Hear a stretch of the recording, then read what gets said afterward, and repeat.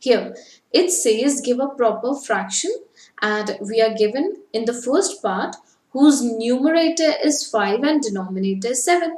So we simply have to write what fraction this is. This is 5 over 7, right? 7 at the denominator and 5 at the numerator. I hope this is clear. Now the next one, whose denominator is 9 and the numerator is 5. So denominator is 9 and the numerator is 5.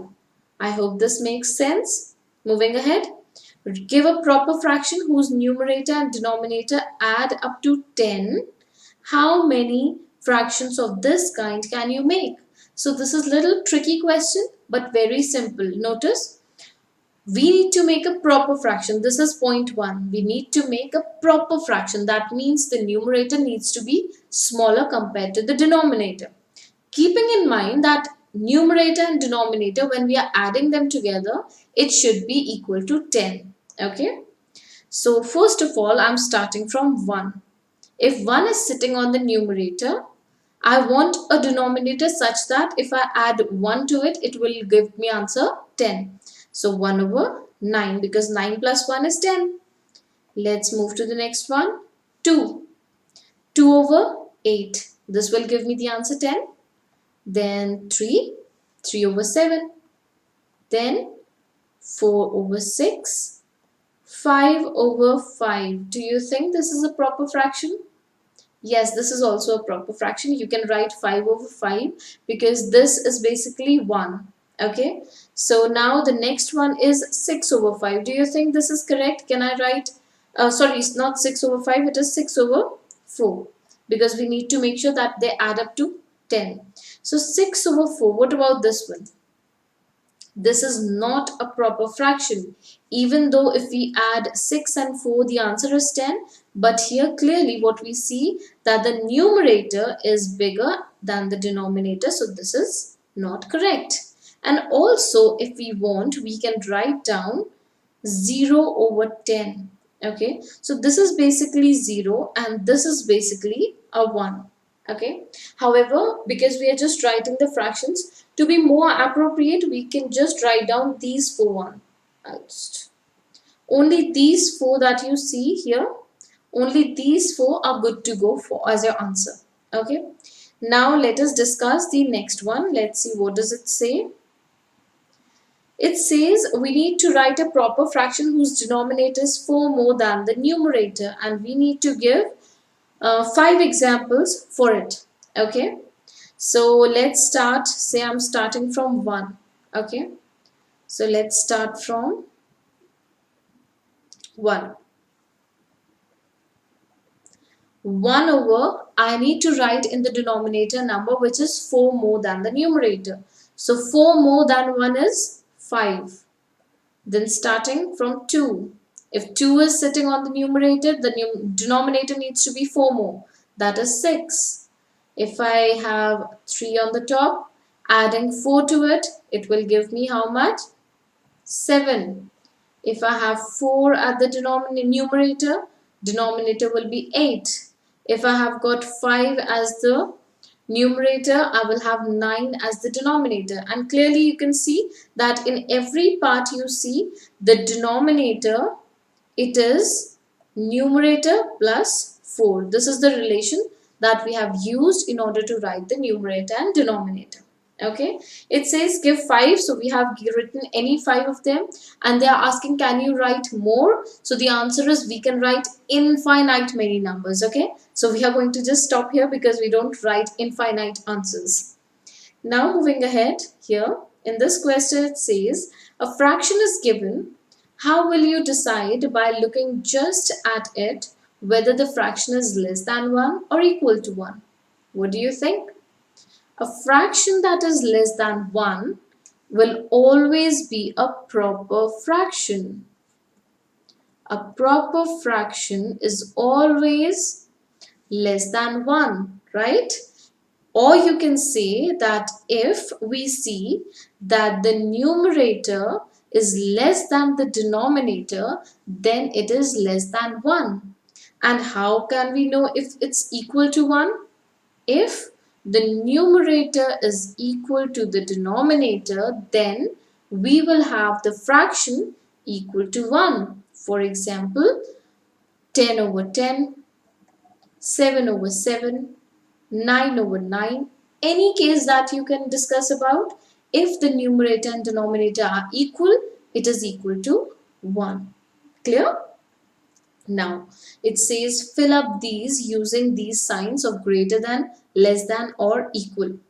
In the first one, it says half and 1. So, what do you think? Is half bigger or is a whole bigger? Definitely a whole is bigger. Now, is 3/5 bigger or 1 bigger? 3/5 is a proper fraction. So, it is obviously less than 1. The next one here is 1, and on the other side we have got a proper fraction again. So, again 1 is bigger. Now the next one, it is 4 over 4 and this is 1. So they are equal. Am I right? Now it's 2005 over 2005. So again, they are equal. I hope this is clear. Now let's move ahead and learn about improper fractions and mixed fractions. It says that when the numerator is greater than the denominator, it is called improper fraction. So it is just the opposite of what we have just learned about proper. In the proper fractions, the numerator was smaller. Now in improper fractions, the denominator is smaller. So here you can see the example. Here 5 is a bigger number and it is sitting as the numerator, and denominator, it is smaller number, right? So now also very important thing. Improper, as you just learned that in a proper fraction, it is always less than 1. Here comes very important thing. Improper fractions are always greater than 1. Okay, make sure that you do remember this. Improper fractions are always greater than 1. Okay, look at this here. The above fraction, this one, 5 over 4. Here I'll just write it again. It was 5 over 4 and you were given a complete circle that was completely shaded, and the other circle which was into 4 equal parts, and out of which only one part was shaded. It says the above fraction is made it by adding one whole part and 1/4 part. See, one whole part, this is one whole part, and 1/4. Clearly from this image you can write down the fraction is 1/4. So this is how we write the mixed fraction. You will learn about it later. But so now what we know about it is, this is how we are representing an improper fraction, right? And as you can see here, we have one whole, and to one whole we are adding 1/4. So 1 and more than 1 we have in an improper fraction. So it's always greater than 1. Now it says the fraction made by the combination of a whole and a part is called a mixed fraction. Though we are going to learn about mixed fraction little later, for now let us just remember what we learned about improper fractions. So here are some examples. Clearly you can see in each of these examples the denominator is less than the numerator. Okay, now let us move to the next slide here. Here we learn how we can convert improper fraction to a mixed fraction. Okay, now we are going to convert improper fraction to a mixed fraction, right? I hope, what do you know about mixed fraction? We just learned about improper fraction. What is improper fraction? When we have one whole and, let's write one whole, plus we have got fraction, or instead of fraction let's write part of a whole, right? We have got part of a whole.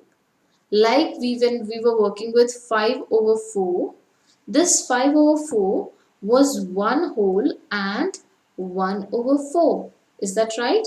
This was one complete circle, and if we have the same circle divided into 4 parts, out of it only one was shaded. Now comes the concept of mixed fractions. Now let us talk about mixed fractions.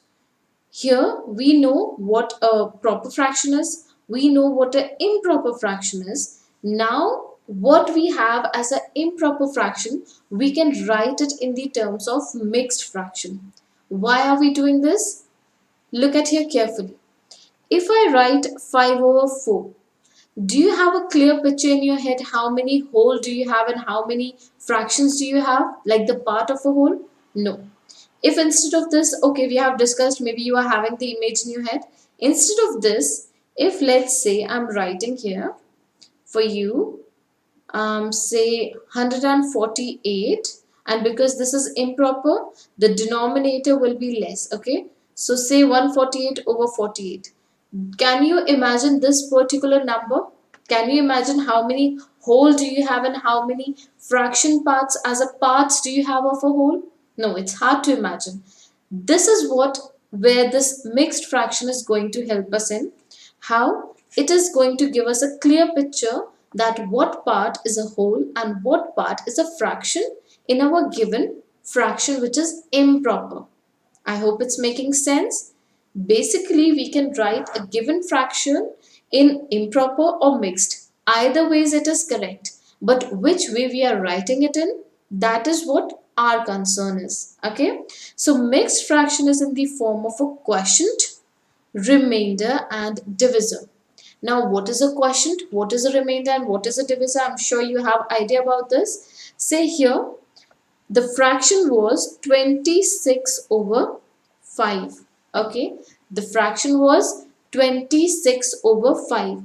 If I want to divide 26 by 5, how are we writing it? See, at the dividend, what is the dividend? 26 is dividend. What are we dividing it by? We are dividing it by divisor. That is our denominator, right? So divisor is the denominator. Now, how many times 5 goes into 26 is 5. This is our quotient. Very important. This is where we are going to use it in our mixed fraction. It is quotient. Now, when we take away 25 from 26, the remainder is 1. This remainder goes on the top. So, how do we write? Quotient, remainder, divisor. Okay. What all parts we are writing? See, we are just choosing. I'll just show you after coloring it. It will give you even more clear picture. We'll choose all the numbers sitting on the outer ends of this particular division question. Okay. Question, divisor and remainder. These three things are of our concern while writing a mixed fraction. Let us see some examples to understand mixed fractions even better. Right? So here we have expressed the following as mixed fraction. We are given 17 over 4. Right? 17 over 4. Denominator is smaller and the numerator is bigger. So what kind of fraction is it? It is improper fraction, right? If we are converting this improper fraction into mixed, how do we do? We simply divide 17 by 4. Okay. Now on dividing 17 by 4, how many times 4 goes into 17? So think about your 4 times table. So 4 times 4 if you do, it gives 16. This is the closest number to 17 and the remainder comes out to be 1. Now think, what numbers do you use? You use the numbers that are sitting on the outside, right? How do we write it? The format to write a mixed fraction is quotient. Then on the top do we have? We have remainder and at the bottom we have got the divisor. Now what is the quotient here? The quotient is the one sitting on the top, the queen. Okay, you can remember the Q quotient with the queen. Queen sits on the top. So it is, how do we write this? This is 4. Here we draw a fraction part. Then who sits on the top of, like, what is D? D is basically the denominator. What is the denominator here? It is 4, right? And what is the remainder part? We are left with 1. I hope this is clear. Let's do some more examples. It will be more clear to you then. Okay, I'll just erase this part so that we have even clear picture after working for the next question. It says 11 over 3. Okay, 11 over 3.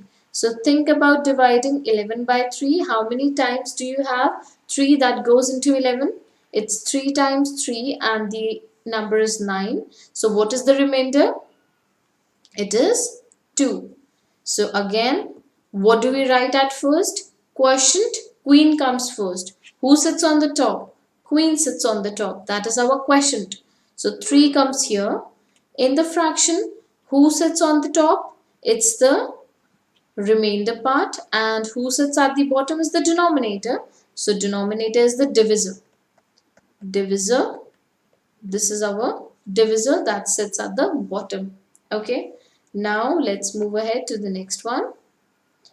Here we have the fraction 27 over 5. So let us divide 27 by 5.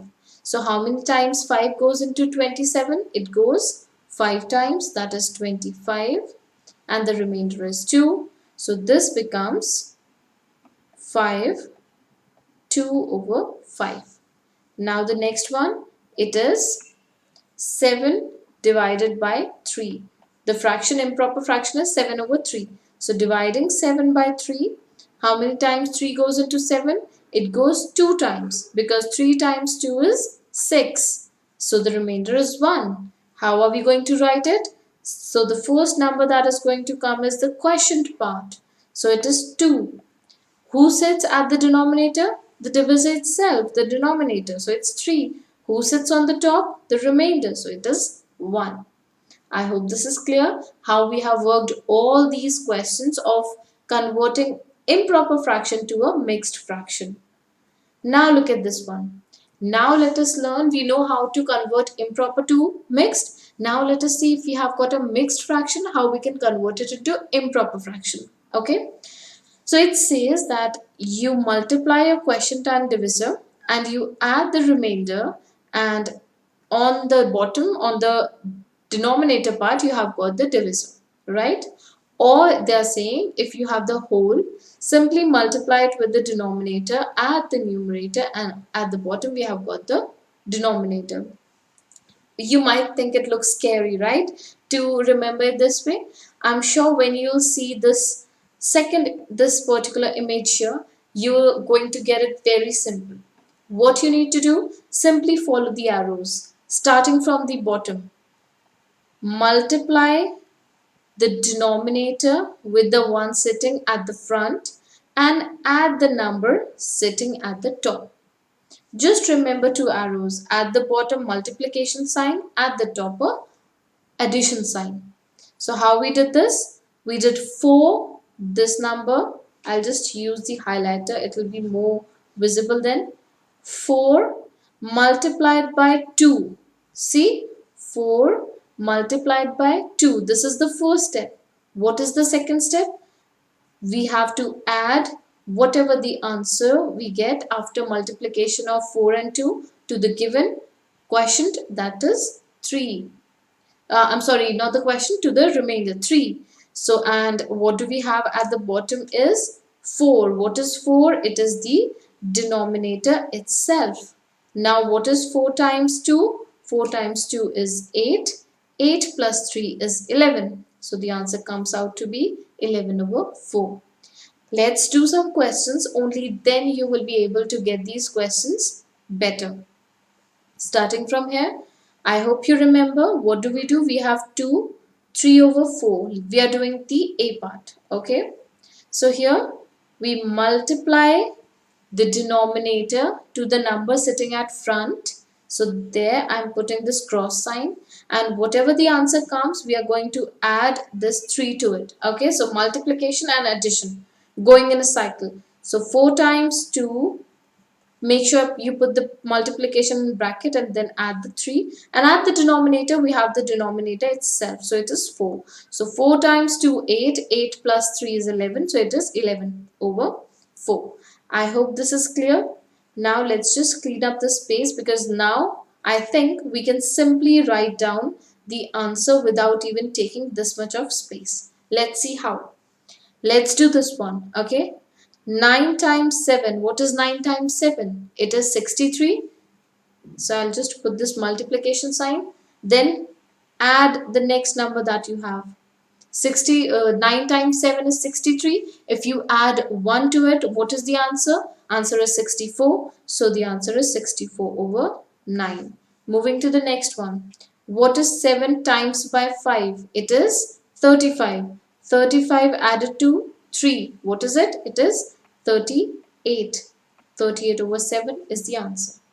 I hope it's clear. If you will try such kind of questions yourselves, I'm sure you will be able to see that how simple it is to convert from improper to mixed and mixed to improper. Let us see this one. Here, this is an image that is showing you the relation between improper fractions and mixed fractions. So here, clearly we see that the improper fractions has got the numerator which is greater compared to the denominator, as 7 is greater than 3. And if we are writing this 7 over 3 in a mixed fraction, it is 2 1/3. How? Because if we divide 7 by 3, so how many times 3 goes into 7? It goes 2 times. So here comes 6. The remainder is 1. So how do we write it? The quotient comes at first. Then the remainder goes on the top. And the divisor, that is the denominator itself, it sits at the bottom. Right? So this is how we write it. Now look at this pictorially. So we see that two other wholes, and the next image that we see is one part out of the three parts. Okay, so look at this again. When we were just looking at this improper fraction, we had hardly any idea what is 7 over 3 as in a picture. We cannot imagine it in a picture. But now look at 2 1/3. What do we see in 2 1/3? Clearly we see that 2 is basically, we are talking about the whole part itself. So 2 is clearly representing the whole parts here, right? And this 1/3 is nothing else but it is representing that here, this 1/3 part, it is a single part selected out of the three parts that we are making out of a whole. I hope this is clear. This is how you can imagine these images in your head to have an even more clear idea with these fractions.